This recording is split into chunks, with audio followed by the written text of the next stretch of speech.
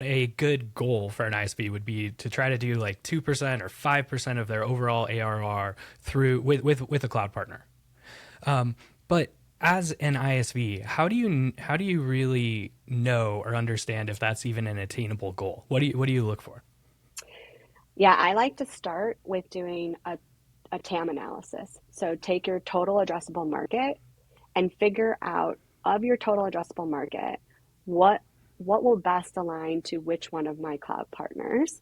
And then even within that, knowing that this set of customers aligns to this cloud partner, then using another metric that we have at Tackle to say, and are they buying through the marketplace? What percentage of my TAM is already buying through the marketplace and at what rate? So that can also tell me like how comfortable that organization is, how much of a budget maybe that organization has allotted to purchasing through the cloud marketplaces.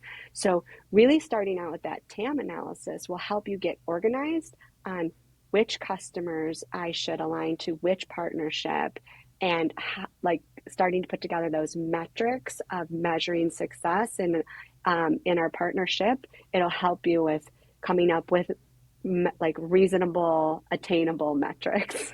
Right. But when you're starting to look at this, figuring out how many of your buyers are using cloud marketplaces is actually kind of difficult to do. Like you could go out and survey them, but there's got to be better ways out there. Like is there any way that Tackle could help an ISV solve that problem?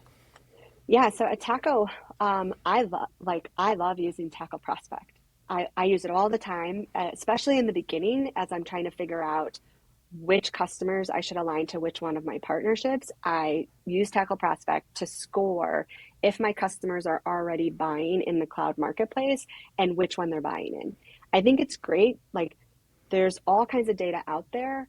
And our cloud providers, they help us say, like, yes, this customer might have a commitment with us, but Tackle Prospect actually says, and they're buying. It's like, yes, they can buy, and Tackle Prospect is saying, and they are buying. And here's where they are buying so that you can start to align your customers faster to, or align your sellers faster to where their customers are already buying so that you can go request a co-sell and start to engage in a more meaningful co-sell conversation around that customer. And try to have that conversation of purchasing in the marketplace sooner in your sales cycle rather than at the end of the sales cycle. Let's bring that forward and start to have those conversations, build a stronger relationship with our cloud partner counterpart that supports that customer. So So you could that's use one you way. could use Tackle Prospect to first of all to understand how well your TAM is aligned with that cloud provider. Yeah. But then you could even go one step further of helping you make that business case internally or to get that executive alignment around Yes. why this partnership matters or why you're going to make a bigger investment in it. Yeah, we're currently working with a partner right now on doing a TAM analysis because they are in the very, very beginning stages of even figuring out, like they're building their business case on should I develop a partnership with this cloud provider um, because it's going to be a meaningful revenue channel for us. And we're using Tackle Prospect to do their TAM analysis to say, what percentage of your business is already buying this way and what volume of business could go through this cloud partnership. And so they're using it to build their justification in their business case for yes or no. And TBD still, right? We're in the middle of doing the analysis to help them figure out like, will this be a meaningful revenue channel for us? Should we invest in developing a cloud partnership and investing in a team and starting to build a team around supporting our cloud partnership because Tackle Prospect data help them with understanding that TAM and that potential revenue that could come from that partnership.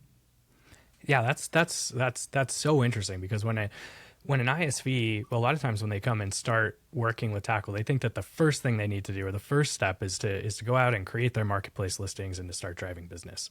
But I think a much better strategy is to actually take a step back and first analyze what does the opportunity look like. Like Yeah. if everything goes great, what could this cloud provider relationship actually turn into? Right. And when you think about what are best practices in like going to market in general, like when you think about best practices for going to market, that is a best practice. You talk to any marketer and they're going to say, we got to go do a TAM analysis. So, same thing with the cloud. Now we have our cloud go to market strategy. And the very first thing we need to do is go do a TAM analysis, just like we would do with any other, business scenario. What if you're looking at doing that TAM analysis and you find that, or you're worried that perhaps you're somewhat competitive with some of the first party products that the cloud provider is offering. So your TAM analysis looks great, but now you're starting to look at some of the nuts and bolts, and you might be worried that that cloud provider might not want to work with you because you have a somewhat competitive offering. Yeah. It's a very great point. And so the next step is to get really clean on your swim lane conversation. Like, what is our better together? What is our value proposition?